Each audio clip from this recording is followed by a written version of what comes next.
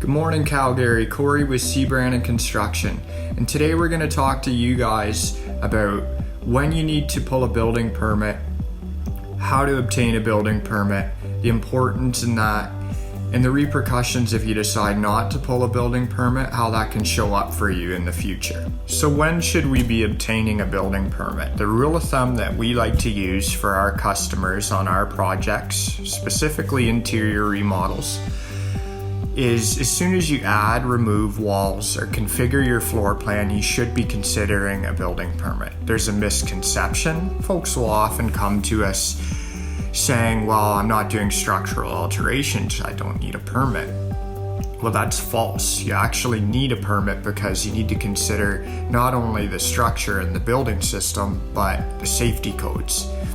For an example, in an example of a small renovation, that we've done in the past that is non-debatable whether you need a building permit or not is when we convert a bonus room to a bedroom. So those second-story rec rooms, families will often get the idea that they need another bedroom for their growing family, and they'll want to take that bonus room space and create another bedroom. So that being said, here's a perfect example of where we're just adding a non-load bearing wall. It's not really messing with the structure so much as it's creating health and safety issues. So that's where we need to consider the safety codes. Does the bedroom have a proper egress window? Is there a smoke detector? Because there needs to be. Is that smoke detector interconnected with the ones outside of the bedroom and the remainder of the house? And that's a simple scenario where a building permit needs to be considered not for structural work so much as safety codes. And this is something that the city looks out for just as much as they do structural work. So an example of a renovation where you might need a building permit because you're not only removing walls, but you're starting to mess with the structure is main floor on an older or larger home could very well have load-bearing walls. As soon as you go to open up that space, which it's very common nowadays, people are going for the open concept feel. They want to remove those walls. Some of them can be bearing, and we can help you determine which ones are and are not bearing.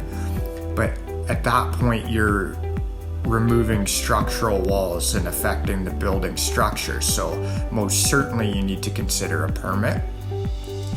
And you're also going to have to consider working with a structural engineer as part of that process so that they can stamp your drawings, and they can also provide a letter of approval for the city upon their inspection. So that's a few things and a few different scenarios where you're going to need a building permit.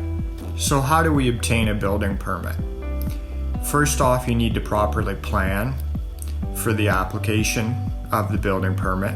We work with a team of home design specialists, architect, technologists, draftsmen to help the design that fits our wants and needs for our customers, but also a design that's going to comply with the Alberta Building Code and the safety codes and everything that the City of Calgary needs to actually approve the permit. All that needs to be aligned to make that process easier.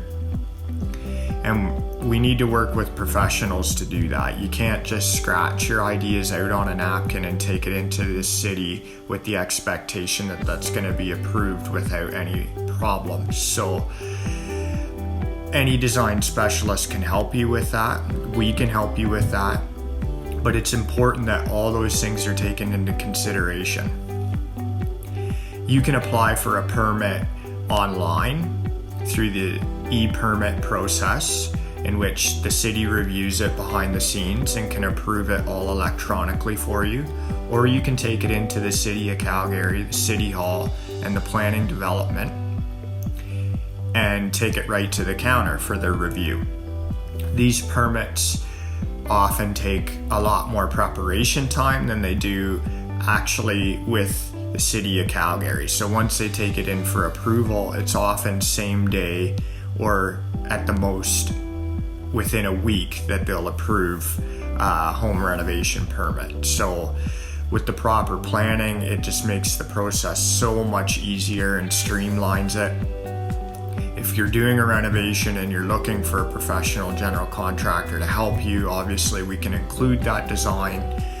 If you're gonna DIY a renovation, of course you should still consider professional design services so that that process is easier for you. The importance of why we need to get these permits is primarily because of the safety of those of us in the house. Not only that, but there's a huge liability factor on the other end with one of the most expensive and biggest purchases you'll ever make is your house, and you gamble a lot of that if you do renovations without permits. For example, we've heard of stories such as, secondary suites. A legal secondary suite wasn't approved by the city of Calgary. There's someone down there living in this space, they're cooking, they start a fire, it wreaks havoc, does damage to the suite, threatens not only their life but anyone else living in the house, and suddenly the homeowner decides that they need to go and contact their insurance broker to make a claim for the repairs. Well, if there's no permit pulled, the insurance company is going to have serious problems with covering that. So this is one scenario where you have to consider that there's huge repercussions. In the event that your whole house burnt down, your mortgage lender is not going to cover you if your insurance isn't. So you're kind of gambling a really big thing here on just cheating by not pulling a permit. So that would be more along the catastrophic lines in an example of what could happen. However, resale is something to take into consideration, especially in this type of market. If you go to sell your house that you renovated without the proper permits, you could get beat up on your asking price, which you may already. But also you could have potential buyers just walking away not interested because they don't understand, or they don't have that understanding that the renovation was actually done to the level that it needs to be to comply with the building codes and electrical and plumbing codes. So pull the permits.